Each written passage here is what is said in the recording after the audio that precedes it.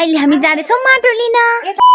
Hello guys, welcome back to my mini vlog. हजुरलाई स्वागत छ मेरो न्यू डे न्यू मिनी ब्लगमा। हजुरहरू सन्चै हुनुहुन्छ? हामी पनि सन्चै छौँ। आज चाहिँ हामी माटो लिन जाँदैछौँ। माटो चाहिँ के को लागि भन्दाखेरि फुल रोप्नुलाई चाहिँ हामीसँग गमला होइन पोली ब्याग थियो। अनि मैले चाहिँ पोली ब्यागमा माटो लाउन थालेँ। माटो चाहिँ के को थियो भने बारीको थियो। त्यो बारीमा चाहिँ मकै पनि छरिसक्नु भएको थियो। मैले चाहिँ फाइनली भोरी पनि ब्यागमा भोरिसके पश्चात हामी लाग्यो घरतिर। घरमा अब गएर मलहरू सब मिलाउनु पर्ने हुन्छ नि त। अनि मैले चाहिँ एकै हातले बोक्दै थिएँ। एउटा त थियो अनि मैले बोकेँ। अनि त्यहाँदेखि अरू पनि थियो, दिदीले बोक्नुभयो। अनि सबै कुराहरू ल्याएर हामीले चाहिँ मिसाउन थाल्यौँ। यहाँ चाहिँ माटो, मल, बालुवा अनि खरानी पनि थियो हल्का।